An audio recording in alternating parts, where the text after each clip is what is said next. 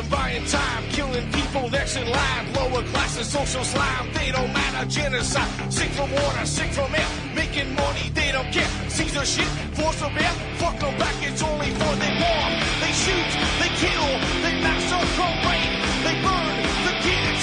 No one makes countries lie to your face, fight and die. Cause God will give.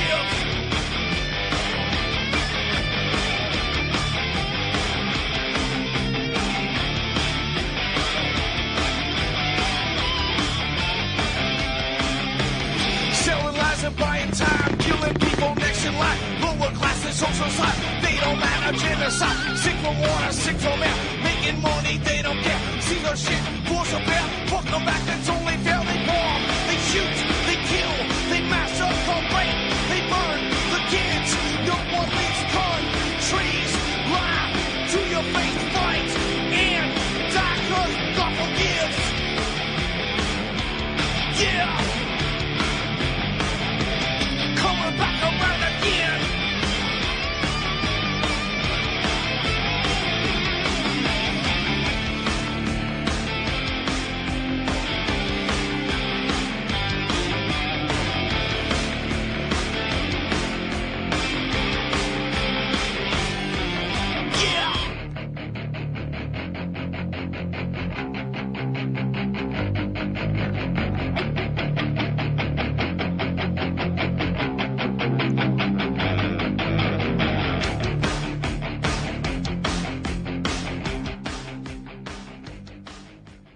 Welcome to Rock the Boat right here on UCY.tv. I'm your host, Ron Stevens, and I will be that for the next hour.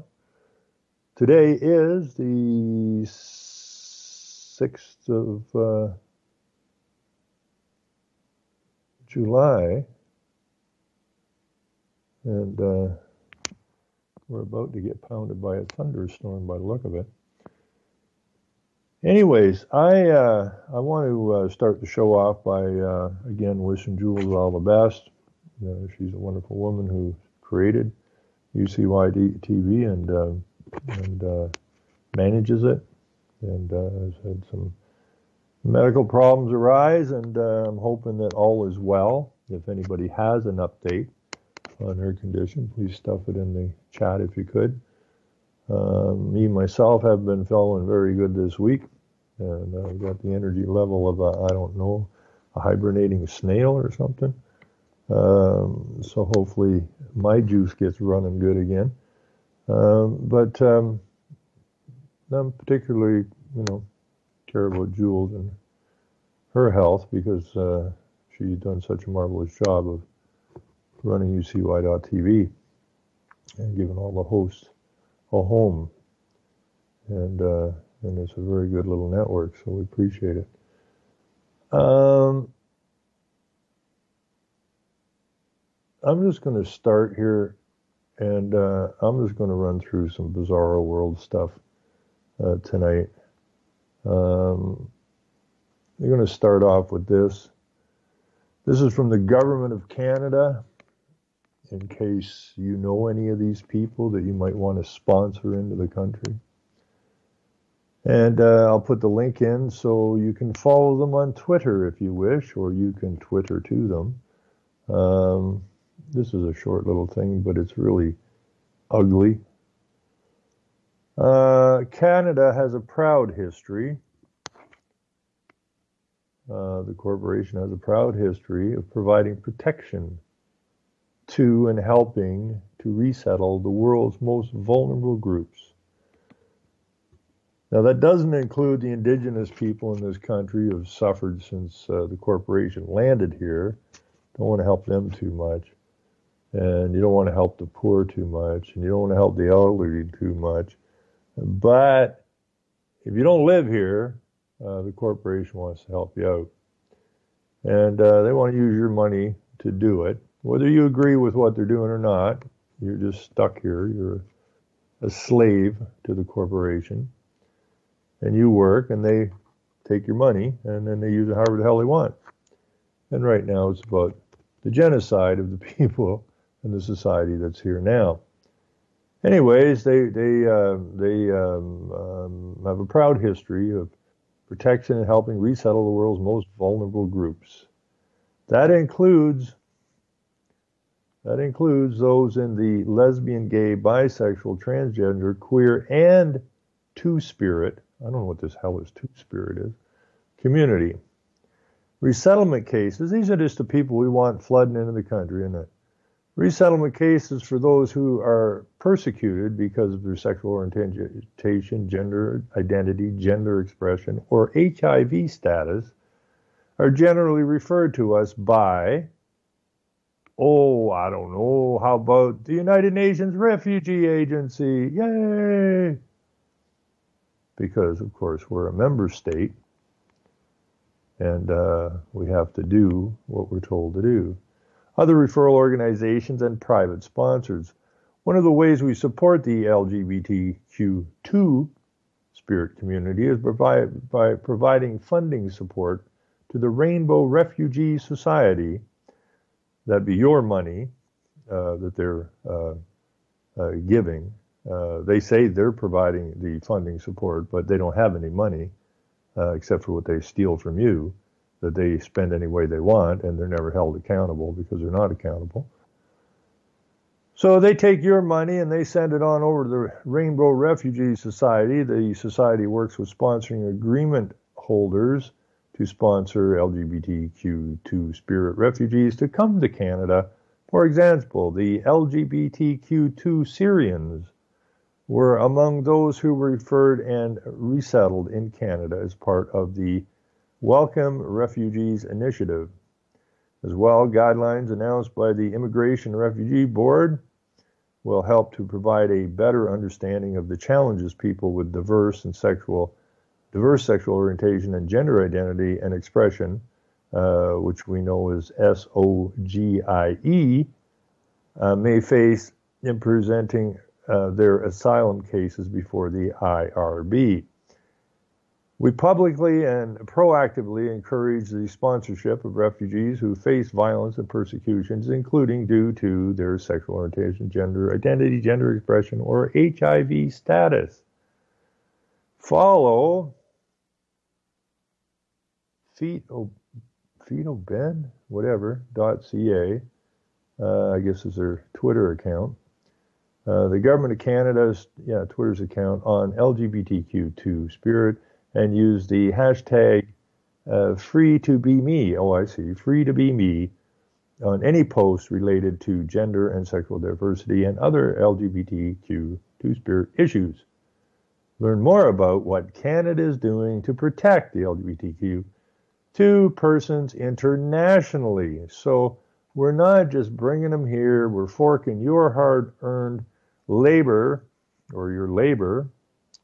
We're funding it with, you just keep working, you dumbasses. You keep busting your asses, and we'll keep taking your cash, and we'll keep using any damn way we want. And what we want is what the UN wants, and what the UN wants is the end of nation states, which would be the demise of the corporation known as Canada. Brilliant bunch. Anyways, I'm going to stick this in here. So if you know any LGBTQ2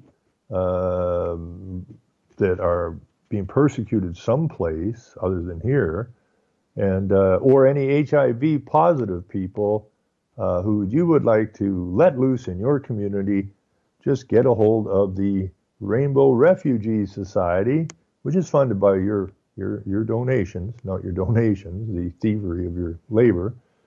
And, see what you can get into your own local neighborhood. Spice it up a bit. Diversify. Inclusify.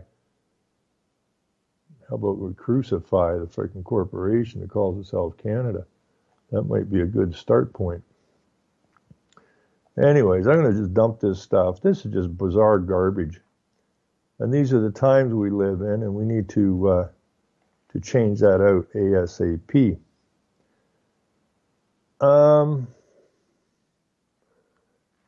So, why do you want to work for the company? I guess because you can have a diversified, all-inclusified job, I guess. I guess so. Now, this is kind of interesting too. I was out by the street having my morning cup of tea and a smoke, and seen this lady walking down the street with some pamphlets, and I didn't recognize her, but apparently she recognized me because I was the only one standing out there, and she wasn't too big a hurry to say hi to me or anything. So I said hi to her, and she came over very slowly, trying to wonder whether she should do this or not, but she came over, and said, "What's up?" I didn't recognize her, and she handed me a little flyer, and turns out she's with the Jehovah's Witness. And so we had a little chat, and I said, Jehovah's Witness is NGO of the United Nations, and so you're having this big hoo-ha, big gathering down in Kitchener, Ontario, but you're not. I didn't see any Jehovah's Witnesses protesting the LGBTQ2 situation. I don't ever hear of the Jehovah's Witness bitching about what's being taught to the children in the schools. So I guess you're on board with the United Nations. No, we're not, no. But we had a little chat for a while, and, I explained to her about Martin Luther, who did his damnedest to kick the legs out from underneath Rome. And they were fairly successful with it. And I told her, I said, then they come up, Rome's never forgotten the beating they took, and they're not very happy about it. And they're coming again. And I said, they had the Vatican II, and I think it's time we have a Reformation II, okay, and kick the legs out from these slime balls again. And with that, she couldn't get out of there fast enough. So see you, lady. It's so messed up, it's ridiculous.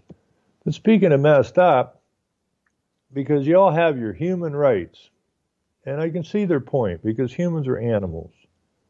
You see, so we have a story out of Cornwall, Ontario, which is getting close to Ottawa, which is the head where the CEO of the company hangs out. So Cornwall is appealing to the human rights, because human rights are animal rights.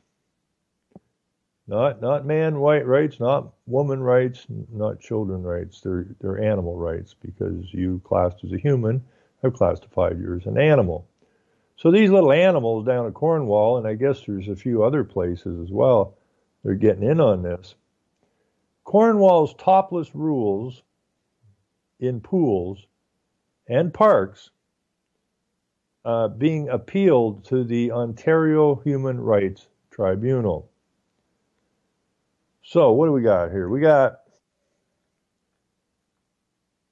the city of Cornwall has been named, along with several other incorporated entities, it says, in a complaint to the Human Rights Tribunal of Ontario. The complaint centers around a policy that requires women and girls over the age of 10 to wear tops while using the municipal aquatic center, outdoor pools, or parks. The complainant in the case believes the policy is discriminatory towards women and violates her human rights, and is looking to the tribunal for redress. We've been informed that a complaint has been filed with the tribunal arguing that our policy is discriminatory.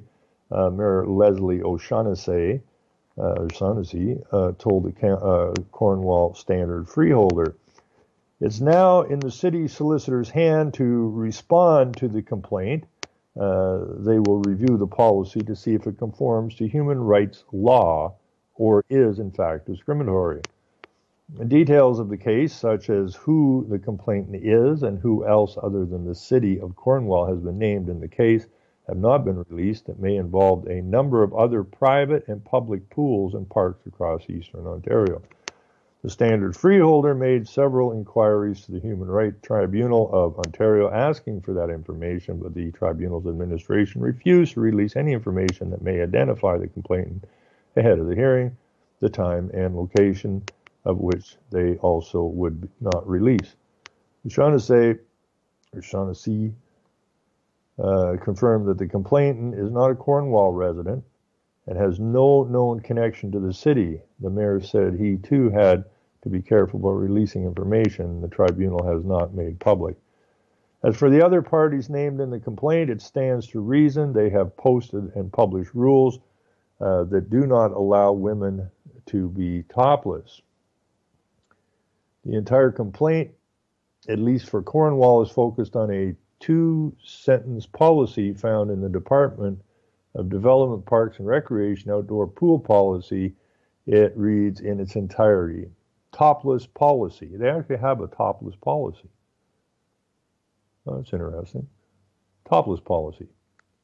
Females 10 years of age or older are required to wear tops. Violators will be asked to leave. It has been legal for women to go topless in Ontario since 1996 when a Guelph University student, Gwen Jacob, won a 5-year legal battle after being convicted of public indecency for taking her top off during a particularly hot summer day. There have also been similar rulings in other provinces more recently, but the Supreme Court of Canada has not ruled on the subject. Cornwall's topless policy is a holdover from the 1990s, said the mayor, and he doesn't recall in any instance of ever being enforced. The policy has not been reviewed for a long time. There's a possibility that it is discriminatory towards women, he said, so we're going to wait for the advice from our lawyers on the action that should be taken. If it is shown to be discriminatory, the matter will be to remove it from our policy. The City Council met behind closed doors on June 26 to discuss the case with City Solicitor. Under the rules of the Human Rights Tribunal, after a complaint is made, the people and organizations named in it have 30 days to respond. The case is still in its early stage, so it will likely be a few months before a hearing is held. If it goes that far, the tribunal rules against Cornwall and the other named parties, the city could face large fines. Even if that doesn't end up happening, the complaint is still costing Cornwall taxpayers money. The municipality has no option but to respond, said O'Shaughnessy, and lawyers cost money. If the city's lawyers determine the policy discriminatory and council repeals the topless rules, O'Shaughnessy hopes that that would satisfy the complainant and avoid having to go before the tribunal and possibly face fines. Now,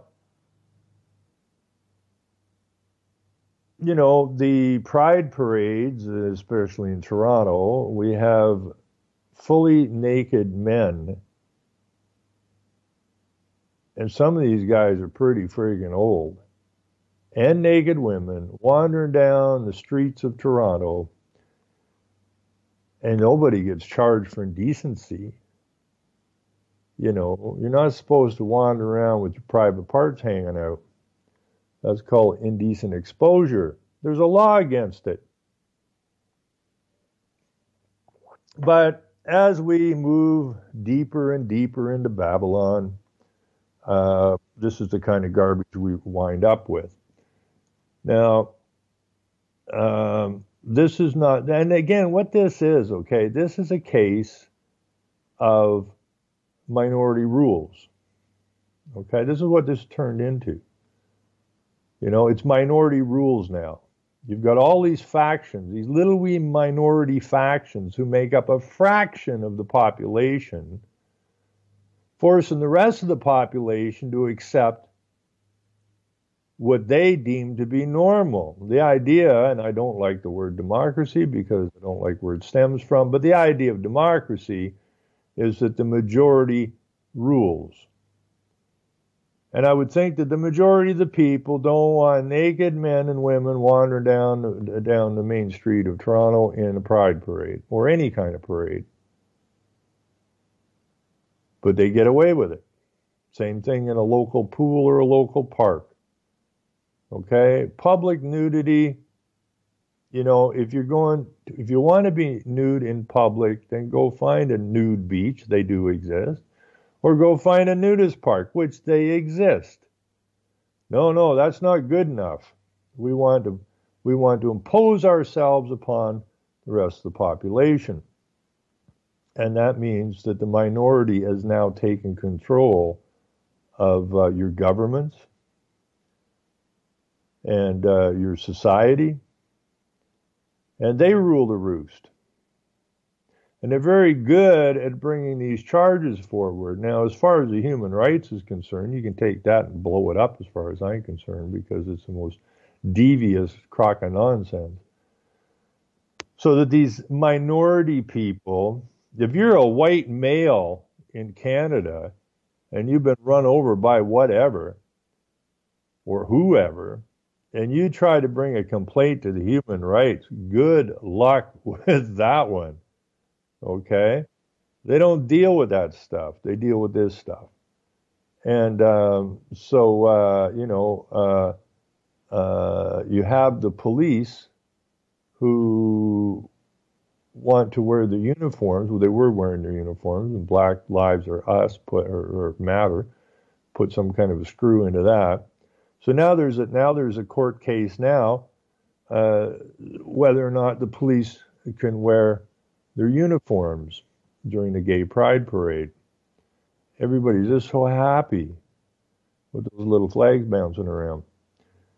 So this is the kind of garbage we run into in this and any country in the West. Can you imagine, going to this is the problem, okay? If I went to an Eastern country, Middle Eastern country, and I tried to take some of this stuff to court, they would probably laugh me out or probably do me in for being such an idiot.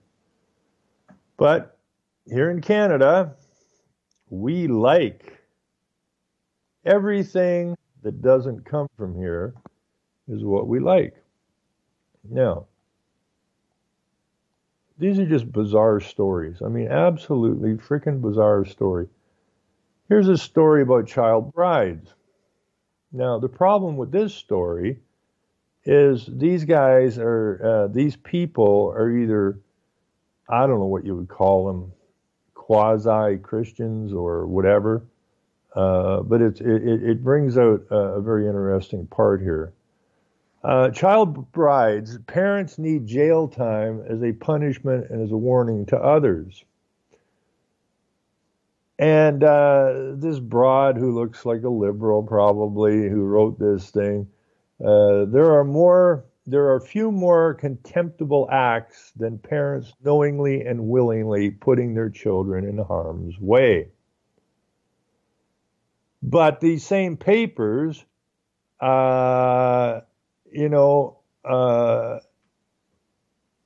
explain the beauty of the pride parades where you got naked women and men wandering around the streets and people groping at each other. And, bring your little children. It's fun for the whole family. But that's pro-Babylon, right? So that's okay. That's fine. But anybody that thinks that dragging your little 2, 3, 4, 5-year-old, I read stories where, a kid's 5 years old or something. Yeah, this is his 4th time to the Pride Parade. Yeah, well, I'll punch you in the face. Bring your face here and I can punch it. Because you deserve a punch in the head. Because that's child abuse. But not, child abuse is very wishy-washy. If it's child abuse on this side, it's okay. If it's child abuse on that side, it's no good. Anyways, Brandon and Gail Blackmore did that in 2004 when they drove their 13-year-old daughter from BC to Utah and witnessed her marriage to Warren Jeffs, the 49-year-old prophet of the Fundamental Church of Jesus Christ of Latter-day Saints. Jeff's already had more than 80 wives, including one of the Blackmore's other daughters. He was already known as erratic, autocratic, and a suspected pedophile. And yet they handed their daughter to him knowing that procreation is the main reason for marriage, not companionship or love. Whoa. Hold the phone, woman.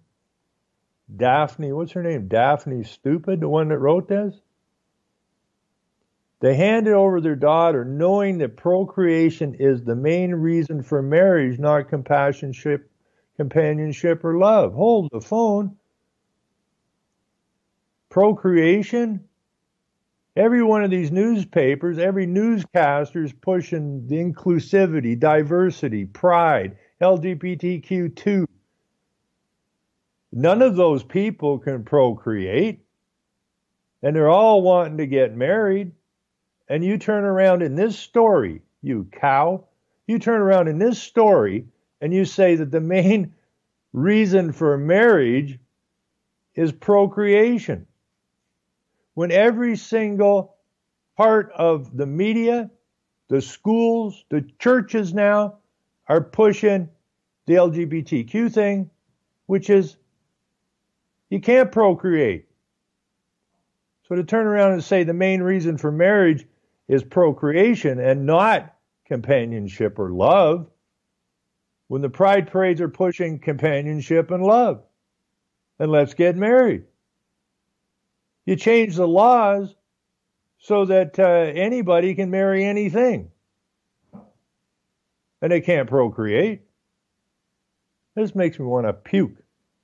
Now, I ain't happy about this family handing over the 13-year-old daughter, right? I'm not happy about this Jeff's guy or whatever his name is, right? I punch him in the head too, right? But that's not the point. The point is, these are quasi-Christians or whatever. I don't know anywhere in the Bible it mentions, I don't even know if it mentions child marriage. I don't know anything about that. But now, so we're going against the grain here on Sharia law, which we're importing as fast as we possibly can. And what is Sharia law? Child marriage. But they don't bring up in this story, I don't think anywhere in this story does it bring up anything about Islam. Doesn't bring up anything about Islamic child marriages, right?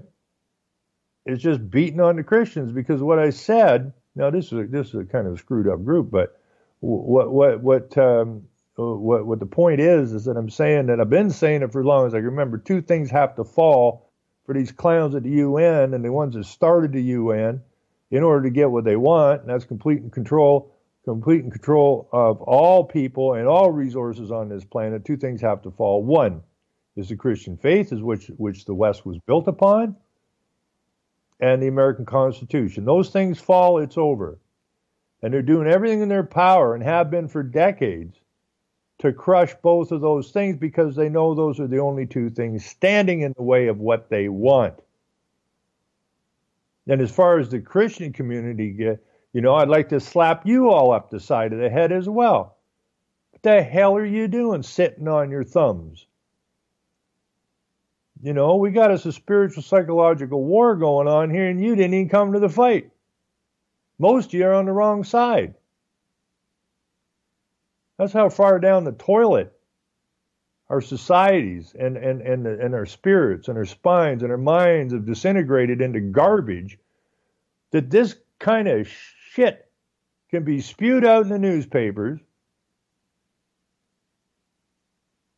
with no mention of Islamic child brides, no mention of child abuse or what goes on in the pride parades, no mention that all of these people who are getting married, all these LGBTQ2 people getting married can't procreate. When you say here the whole purpose of marriage is procreation, this is really getting out of hand. Totally getting out of hand. Their daughter, continue with this, their daughter had no real contact with the world outside of the polygamous community of Bountiful in southeastern BC. She was educated in the government-supported Bountiful Elementary Secondary School, where the prophet's monotone sermons were the basis of much of the teaching and were constant backdrop during the almost every waking hour of the member's day. At school, at home, and at church, she was taught absolute obedience to her father, to the community's bishop, and to Jeffs, who the FLDS believe is the mouthpiece of God. Well, you can believe whatever you want, but you're probably quite wrong in this particular situation.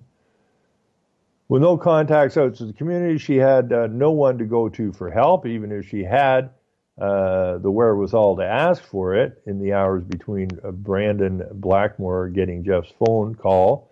Jeff said the Lord had revealed that the 13-year-old belonged to him. A few hours later, the Blackmores were crossing the border.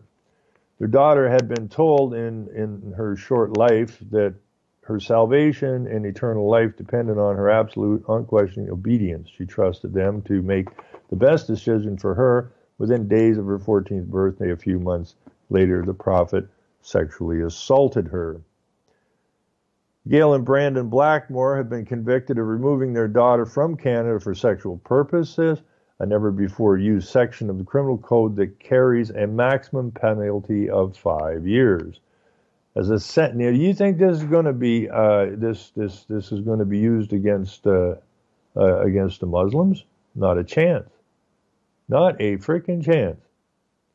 At a sentencing hearing last week, Brandon Blackmore's lawyer acknowledged that even though Jeffs excommunicated his client in 2012, Blackmore, 71, isn't exactly remorseful.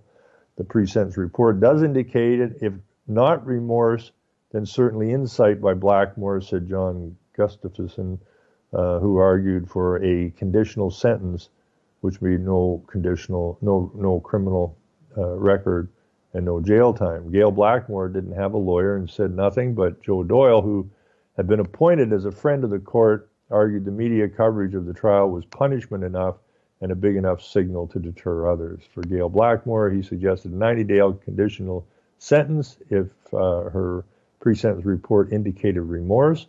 Doyle didn't mention it, but was clear during the trial that she remains a loyal FLDS member. She continues to wear pioneer-style dresses in dark, solid colors. Oh, my God. According to the dictates of Jeffs, and throughout the trial, she appeared to be reading from church tracts during the proceedings. Prosecutor Peter Wilson asked Justice Paul Perlman to sentence Brandon Blackmore to 12 to 18 months in jail. For Gail Blackmore, Wilson suggested 6 months to a year in jail. The BC Supreme Court Justice reserved his decision until August 11th. And yada, yada, yada, yada. Let's see. David Leonard Anderson, 60, of Maple Ridge, was sentenced to 14 months in jail in January 2016 after trying to lure a 13-year-old girl into having sex with him. The 13-year-old was an undercover police officer. In 2015, 30-year-old Bradley Nicholas Ray of North Vancouver was jailed for a year for having amassed a huge collection of child pornography. While not a victim was crying, he did not directly violate either a child or a child's trust. In the Blackmore case, Wilson argued that jail time would act as a deterrent to others in a similar situation. What he described as a fairly narrow group, the likely group of potential offenders is probably small and could very well be limited to other adherents of the FLDS. But Wilson is wrong. Coerced children marriages aren't limited to this breakaway sect. Forced child marriages are common. It says forced child marriages are common enough in both the Sikh and Muslim communities that the Vancouver-based Settlement Society, MOSAIC, got a federal grant to write a training manual for staff to help them recognize those at risk of forced marriages, often outside the country, and those who are victims within a coerced marriage. Crudely put, what the Blackmores did is they trafficked and pimped their daughter to a depraved religious leader. It's such an enormous breach of a particular name, Charles Trust, that it ought to warrant more than 6 months or even 18 months in jail. The thing here, I don't know what this stands for, MOSAIC, got a federal government grant to write a training manual for staff to help them recognize those at risk of forced marriages. Now, this is all part and parcel of the requirement of Sharia law, and people need to understand that. Islam is not separated. Islam is not secular. Islam is government or court or law and religion. They've never been separated.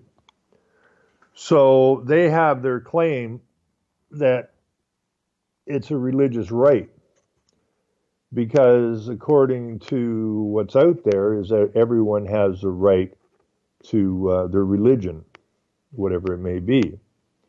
In this case, no, but in their case, yes, because Canada and the United States has been secularized. Okay, in other words, church and state have been separated, which means the rules that we're supposed to be under have been removed from us. Okay, and if you study this, you will find that we weren't born actually, we were birthed into slavery because our parents were slaves, and slaves have slaves. We were all in these nations birthed into slavery. There's no ifs, ands, or buts about it. An interesting thing that we have here, I'll put this into, I'm going to throw these stories in. An interesting thing about being birthed versus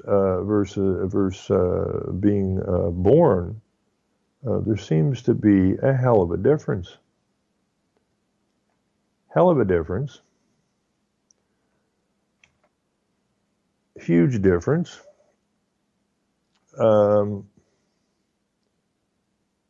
And so we'll just go from here. And this is really important. Because it's the difference between legal and law. Okay? You're birthed into the legal system. Right? You're not born into the legal system. And the interesting thing about the difference in law, okay, is if we just start right there. Let's just start right freaking there. If you go and you crack in lawful, now this is in the free dictionary, okay? They got dictionary and medical dictionary, legal dictionary, financial, acronyms, idioms, encyclopedia, and Wikipedia. So you can search all of those things to find what you're looking for. But you know, if you put in law, it keeps coming up with legal. But if you put in lawful, it's completely a different ballgame. Completely a different ballgame. The terms lawful and legal differ in that the former contemplates the substance of law, whereas the latter alludes to the form of law. Totally different situation. A lawful act is authorized, sanctions, and not forbidden by law. A legal act is performed in accordance with the forms and usages of law, or in a technical manner. In this sense, illegal approaches the meaning of invalid. For example, a contract or will executed without the required formalities might be regarded as invalid or illegal. Not unlawful, illegal. but could not be described as unlawful.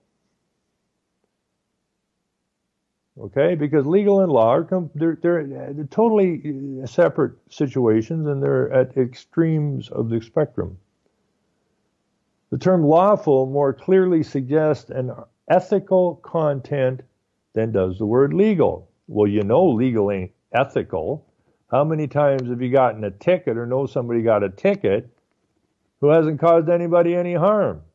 Now, ethically, lawfully, you didn't break a law. You didn't break the law, but you didn't cause anybody any harm.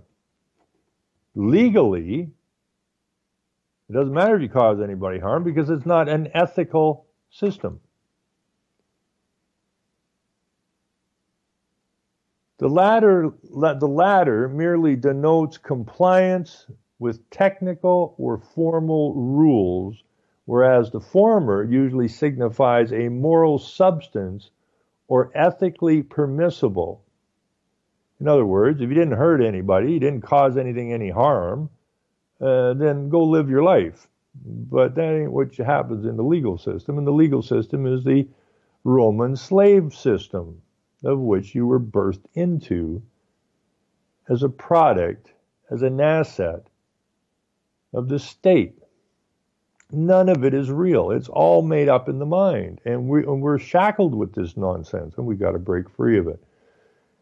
An additional distinction is that the word legal is used as the synonym of constructive, while lawful is not legal fraud, or is not. Legal fraud is fraud implied by law or made out by constitution, or by, I can't see that, construction, but lawful fraud would be a contradiction in terms. So lawful is allowed, authorized by law, not legal. Okay, we were given the law. Okay, and the law is based upon, in both countries, is based upon the King James Bible, of which is basically treat others as you wish to be treated and don't cause anybody any harm. Live your life.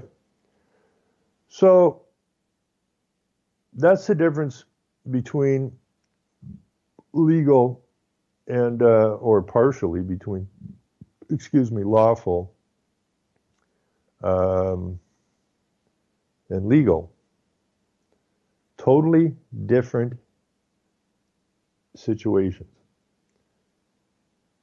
Now, under lawful, you'll find unalienable. Okay?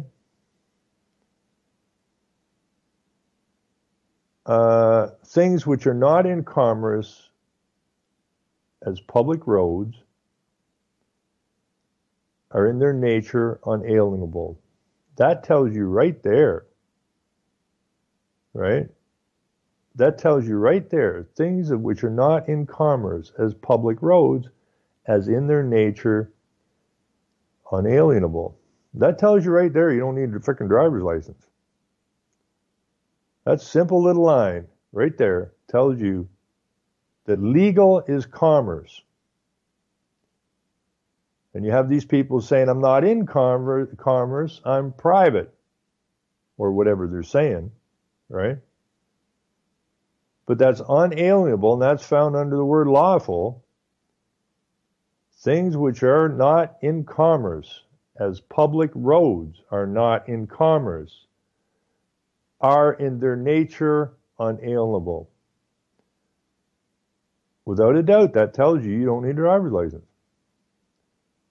Some things are unalienable in consequence of particular provisions in the law forbidding their sale or transfer, as pensions granted by government, the natural rights and liberty, the natural rights of life and liberty are unalienable, and that's in the American Constitution. Okay, and we've had that taken away. We had law switched out with legal. There's no money for the state really in lawful. Okay, the money for the lawyers and the judges and the governments is under commerce, right? Which is legal. Now, when I was in the court there, and I was talking to one of the top guys from the OPP, this guy doesn't wear a uniform; he wears a very expensive suit. And we're in the court, and I asked him straight out, and the guy from the Attorney General's office, is this common law court? And we were in Superior Court. Is this a common law court, or is it corporate? And the OPP guy didn't miss a beat. He said it's all corporate, which means it's not lawful. Okay? It's unlawful. Because it's squashing your unalienable rights, which came from who? Your creator. They only have power over what they created, and what they created was the person, the legal person. That's the only thing they have control over. They have no authority whatsoever over any living, breathing man or woman. Nada. Squat. They cannot charge a man or a woman. They can only charge what they created. But then, like in the slave law of Rome, they join you without your consent. But I guess they don't need your consent, they think, because your parents were slaves. And therefore, anything that is birthed from those parents is obviously birthed into slavery. Now, they can't really do it, so they coerce your mom into signing you up or registering you in order to get benefits from the legal system or the state, and but didn't tell her that now the child has become a product and an asset of the state. You may hold title to the child, but the state actually owns the child, because the state can take the child away from you. Therefore, you don't own it. Just like they can impound your car. You say, well, that's my car. You can't impound it. Well, you got title to it, bud, but it's really, you signed it over to us, so it's our car. So suck air. And that's what it is. Now, when you're born, okay, there was that old, I don't know if anybody's in here in the chat old enough or listening old enough. There was this lion way back when I was a young kid. Was his name Clarence the Lion? Why would I remember that? Anyways, I think his name was Clarence.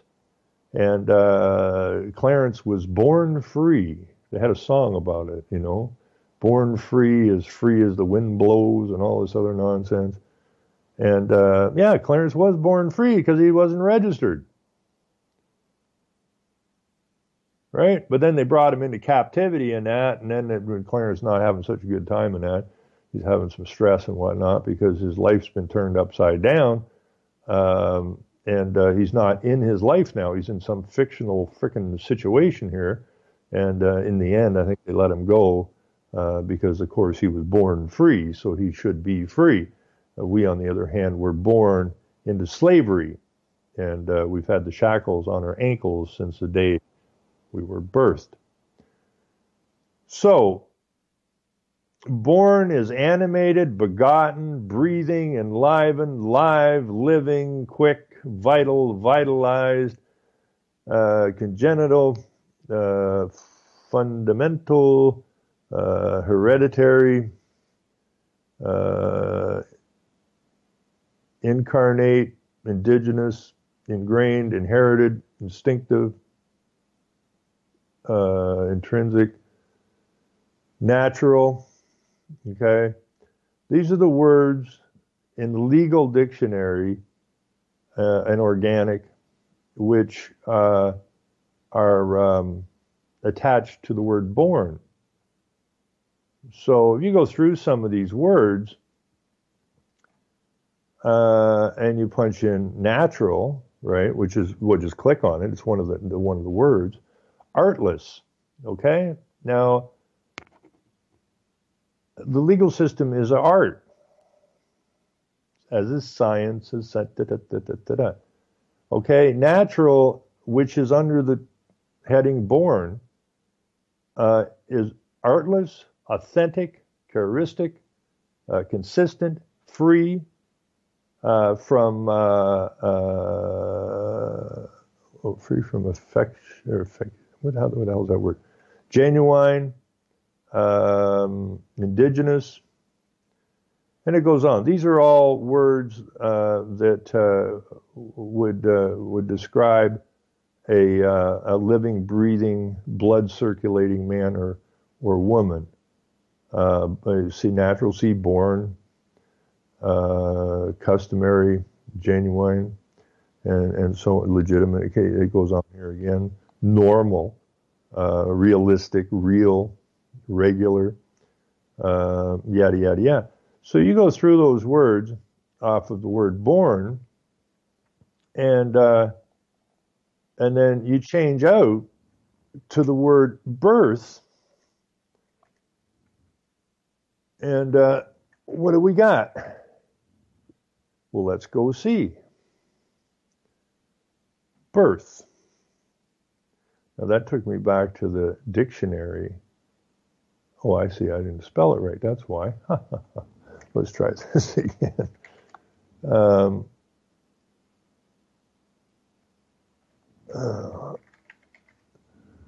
Okay. Let's see what it gives us. Legal dictionary. Birth. Creation, arrival, animation, debut, establishment,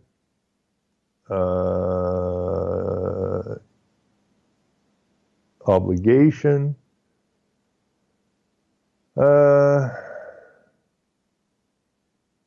what this does is it gives you the words. If you click on these words, birth related to birth certificate.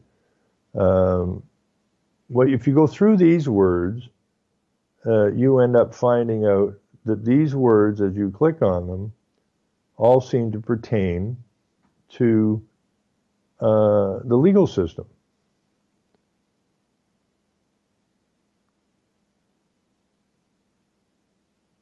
And that's the difference between being born and being birthed. One is free. Nowhere does the word free or genuine end up under the word. It doesn't matter what you click on, you're not going to find those words.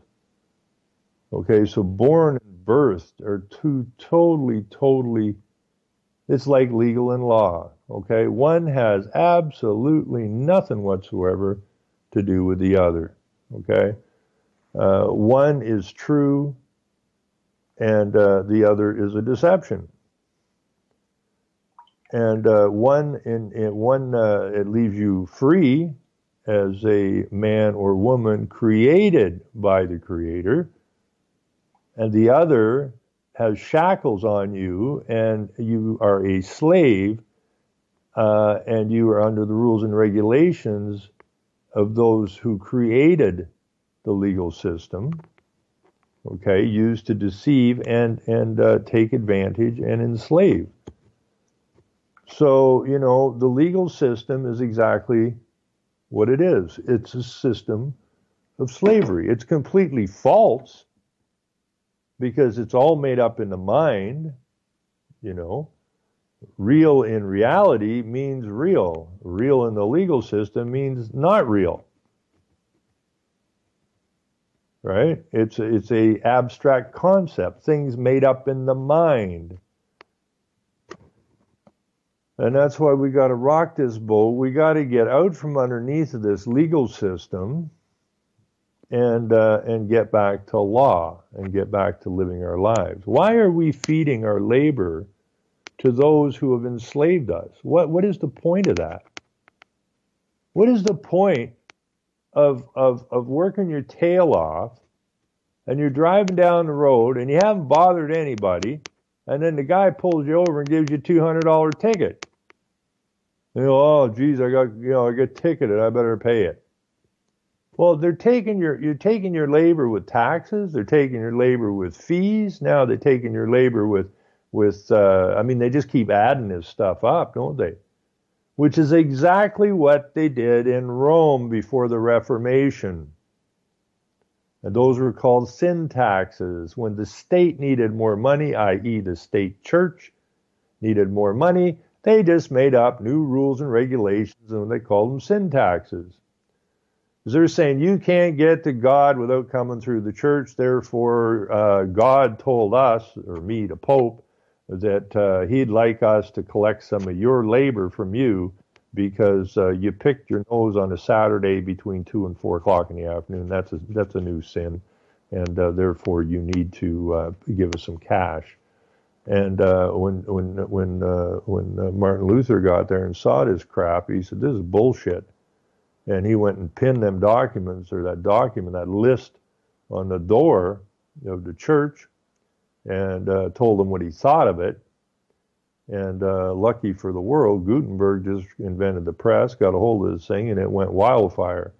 And that pretty much bitch slapped Rome. Okay, the Roman Catholics were not allowed in England. They weren't allowed in a lot of places.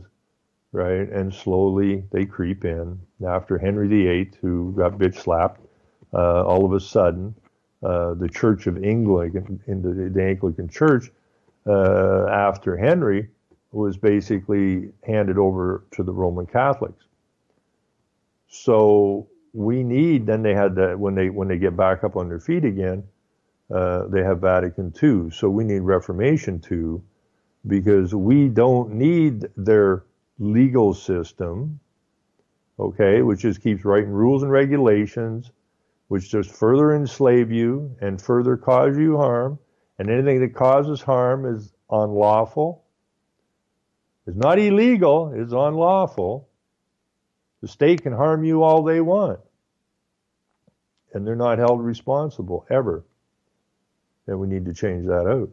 So anyways, look that stuff up. It's, if you just, let me just put this in here. I'll just bunch this back up to Born, and then you can go from there with it and check it out yourself. And I just, again, before we get out of here tonight, I want to wish Jules all the best in recovering from her health problems, and it sounds like she's got a good bunch of doctors around her. So hopefully we'll have her back here on a regular basis in the not too distant future. This is pretty much automated, I guess, but she's a big part of this. She created it, and we're her little slaves, right? Because we signed on. So I guess you could look at it that way, but Jules is not a slave owner. She too is a slave. We're trying to bring forth some information that will help get rid of the slavery that we find ourselves under. And remember, it's not about you or me, right? It's about the children, the grandchildren, those not yet born. That's what this whole process is about.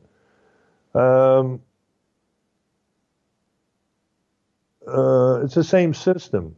The Judeo system is older than the Roman system. It's all the same damn system. They've all integrated themselves, right? They all work together. I mean, you take a bunch of sleazy people who want to take advantage of honest people, and they come from everything, right? So it's not.